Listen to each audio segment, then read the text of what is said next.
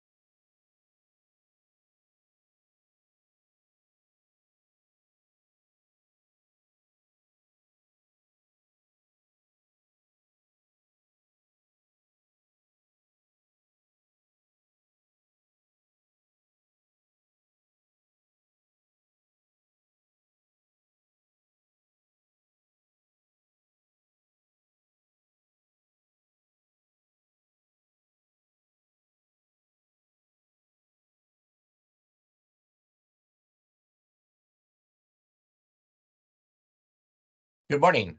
My name is Brian Newby. I am the Broadband Program Director for the state of North Dakota. And this morning we are continuing our outreach for tribal broadband and digital equity issues. And we today are going to go over a consultation for broadband and digital equity. With me, we have other people from our office and from our consultant who is assisting us on this project, and I will ask them to introduce themselves in a moment. Let me first tell you the agenda for the call today, and also point out for everyone that the call is being recorded so that we can show this later for anyone who may have missed it. And there is a chat in the Teams capability here, and if you have questions during the meeting, we will ask for questions at certain times, but if you have questions and want to put them in the chat, when we have a pause, we will address those as well. So today we're planning to go through our introductions, as I said, and then discuss our broadband program overview and the current state of the program. We're about a year into everything with this program.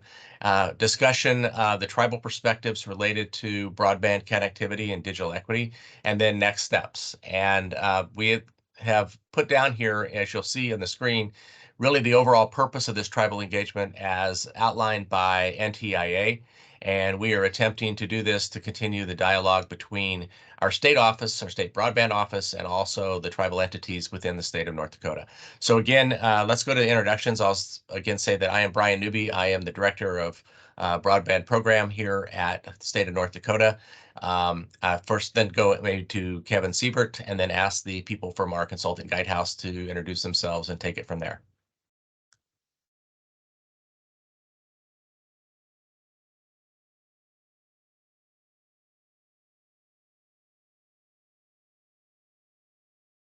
Kevin may be on mute, so maybe hand it over to Mary.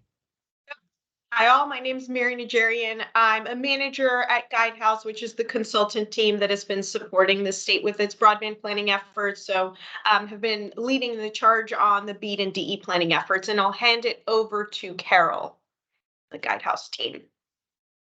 And hi, I'm Carol Knapp, also from Guidehouse, a senior consultant supporting this effort, and happy to be here today.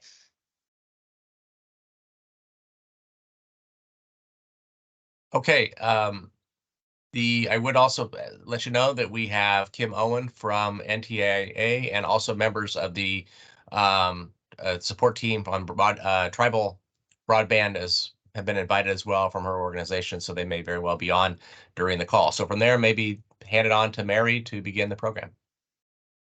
Thanks, Brian.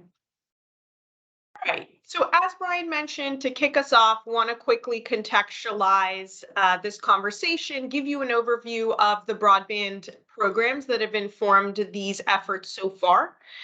So to start off, the Broadband Equity Access and Deployment Program and the Digital Equity Program together aim to increase broadband access and digital opportunity across the state. So as we think about why this is important, what we found is that broadband access, digital equity can either be catalysts or limiting factors to a number of different opportunities. So think business growth, attraction and retention, which can facilitate industry growth, economic development. It can facilitate access to workforce development opportunities, telehealth and remote learning, and then also various government services which can be housed online. among a number of different other opportunities. So as we think about how the digital divide manifests in North Dakota, what we see is that some individuals might lack access to the internet or broadband infrastructure itself, but there are others who maybe can't afford a subscription, don't necessarily have a device or the skills to properly use and benefit from either a subscription or these devices. So this is where the BEAD and DE program really come into play. Together, these programs aim to address the digital divide by improving broadband infrastructure, internet access, digital literacy, and internet affordability. So as part of this process, as Brian mentioned, the state has embarked on a stakeholder engagement initiative where we've been meeting with various tribal entities, local units of government, various other organizations, really to get an understanding of what the current state of broadband access is within the state, where the various needs and opportunities are, and how the BEAD and DE program can help fill these gaps. I think we can move on to the next slide. So here we're going to take a deeper dive into the BEAD program. So the BEAD program has provided $42 billion in funding across the US, primarily for broadband deployment activities. The state itself has received $130 million in its allocation. And again, the eligible activities here are deployment focused. So the idea is to serve the remaining unserved and underserved locations, any community anchor institutions. So these are organizations like schools, hospitals, libraries that can facilitate broadband access and internet use. And then any remaining funds can help support digital equity related activities like adoption, affordability, access, and other digital inclusion topics. In terms of where the state's currently at, we're in the midst of our public comment period, which will conclude at the end of this month. At that point, the state will be finalizing its initial proposal, which is basically the application for funding, and submit that to the NTIA for approval at the end of this year. On the next slide, we've included an overview of our digital equity program. So the focus of the digital equity program, again, is primarily digital inclusion related activities. But one thing that I'll highlight is digital equity. The DE program really emphasizes improving broadband access and broadband adoption among vulnerable populations. So these are 8 key populations that are listed on the right. I won't go through all of them, but really it ranges from low-income individuals all the way to rural populations. The funding amount for North Dakota is yet to be determined, and the eligible activities are pretty broad here. It can support anything from digital skill building, broadband adoption, broadband affordability, again, with the focus on these vulnerable populations. So currently, the state's in the process of finalizing its digital equity plan, planning to submit that to the NTIA for approval at year end. And then we've got one final program we wanted to provide an overview of, the Tribal Broadband Connectivity Program. A key distinction here is funding goes directly to tribal entities. The eligible activities range from broadband deployment, telehealth, distance learning, and other digital inclusion related efforts. The funding amount also ranges depending on the project type. So for broadband deployment projects, it ranges from 1 to 50 million.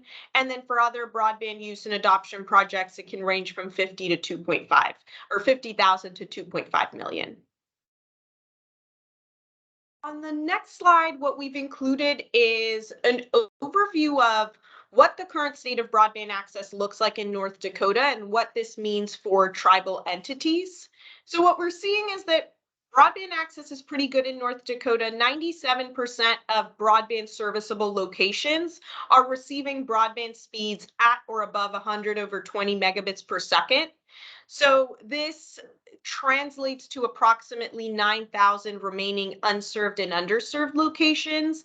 However, 15% of these locations are found on tribal lands, and the breakdown is included in the table below.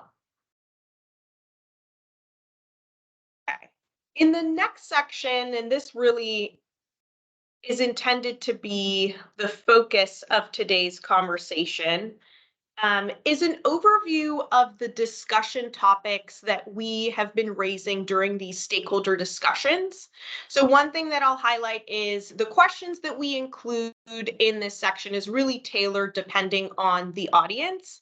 And what you're going to see on the next few slides are the questions that we've been asking tribal entities, primarily with the purpose of understanding what the current and future needs of broadband access and digital equity might be, how this might inform the state's broadband planning efforts, and how the BEAD and DE program kind of fit into this equation. At a high level, the topics that we've been covering, again, include the current state, focusing on broadband infrastructure and digital equity. We've also been asking questions around collaboration with ISPs. So what are current relationships? Are there existing interest in expanding these relationships? And then finally, the workforce development piece. What are some of the challenges related to workforce development? How might the BEAD program help address this? And then how might these workforce development challenges hinder broadband expansion across the state?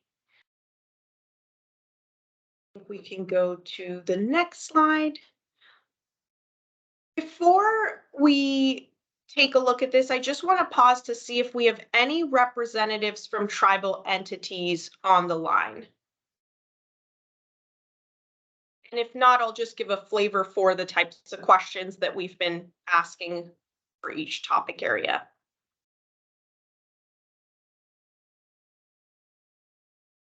We will be looking at the chat. And also, if you do have a question or response to Mary, there's a feature that allows you to raise your hand. So I think right now, Mary, I don't see that we had any reaction to that, so we can move to these questions. These are just typical questions that we'd want to discuss with all tribal entities. Yeah. Single one, I'll just highlight a few in each topic area. So again, the focus has really been getting an understanding of this current state. So from tribes' perspectives, what are some of the gaps and opportunities with respect to broadband expansion in North Dakota? Are there any concerns being raised related to broadband access or current program? So what's working well, what maybe isn't working so well? Looking at broadband infrastructure, does the tribe anticipate any challenges related to expanding broadband infrastructure? In terms of collaboration with ISPs, is there an existing relationship with ISPs or outreach to ISPs? Is there interest in expanding these relationships?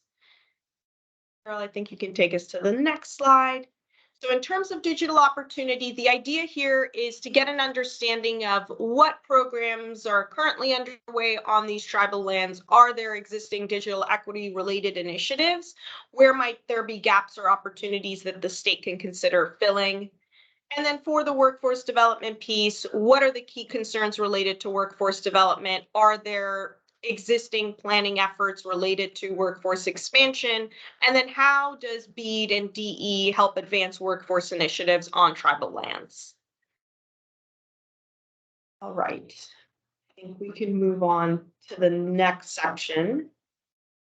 So as we think about next steps, again, the state is currently in the process of finalizing its initial proposal. We're in the middle of our public comment period, which will conclude at the end of this month. At that point, we will finalize the initial proposal, submit to the NTIA. Upon approval of the initial proposal, the state will begin conducting its challenge process. So the idea behind this challenge process is to arrive at that final, most accurate list of BEAD eligible locations. Once the state concludes the challenge process, it can begin subgrantee selection for deployment projects. At the conclusion of next year, the state will be documenting the findings from each of these various processes within its final proposal, which will be submitted to the NTIA for approval. At that point, implementation projects, deployment projects will be underway, and the state will be primarily focusing on monitoring and maintaining compliance. Moving on to the next slide. How can tribal entities continue to inform broadband and digital equity planning efforts? So the most immediate opportunity here is to review the publicly available plans and initial proposal, which are out for public comment. Again, the state has issued these documents for a 30-day public comment period. We strongly encourage tribal members to review these documents, provide their input and their feedback, and we've included here a link to the website where the documents and the public comment forum can be found.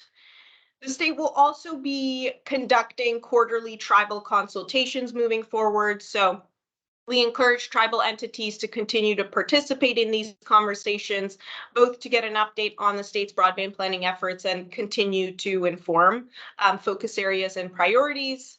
Tribal governments are also identified as permissible challengers and are encouraged to participate in the state's challenge process, which will be initiated in 2024. And then finally, as part of the BEAD deployment projects, tribal entities will need to provide or be asked to provide a resolution of consent for any deployment projects that will occur on tribal land. So encouraging that open dialogue both with the broadband team and also ISPs to secure these resolutions of consent. And then on the next slide, we've included an overview of what you will see on the state's website when you go to review the plans and the initial proposal and provide your public comment. So again, the public comment forum can be found at the link in the gray box at the top. Once you visit the link, what you'll see is a link to the various documents. So we have the digital equity plan, the BEAD 5-year action plan, and both volumes of the initial proposals up for public comment. Tribal entities are encouraged to review the documents, provide any feedback or input. And of course, should you have any questions, you're welcome to reach out to the broadband team. Mary, I will interject on that slide back. If you could go back to that slide, that we are, as we mentioned, recording this. And so there is a fair chance if you're watching this, it's after November 30th. Don't worry. While we want public comments and we will incorporate those into our plans, we, as Mary mentioned, expect to have quarterly tribal broadband discussions, and we really want feedback on a continuing basis. So if you see something in any of these plans at any stage of their life of their plans, we'd love to have your feedback and have discussions with you about how we can improve them and improve connectivity and digital equity in tribal communities.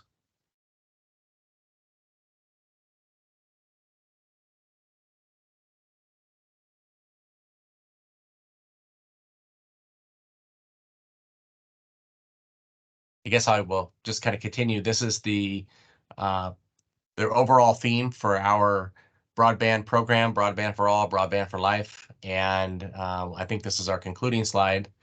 And if there are any questions right now, we would take them. And I will also say that if you'd like to follow up later, my email is bdnewby, bdnewby @nd.gov. And please email me.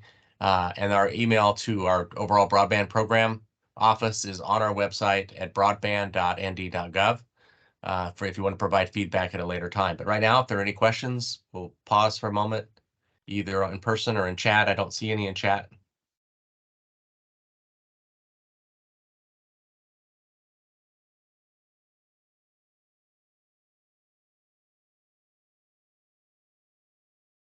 Okay, maybe we could go back to that slide before just to wrap up again the slide that was before this one. That just should show our, there we go. These are the 4 documents that are on our website right now. There's the link, broadband.nd.gov. If you have a chance to make comments or review it and have comments by November 30th, there's a form you'll see on each of the plans. When you go in to look at them, you'll be able to provide your feedback right on the website. It'll send us an email. We will incorporate or consider that feedback into the plan.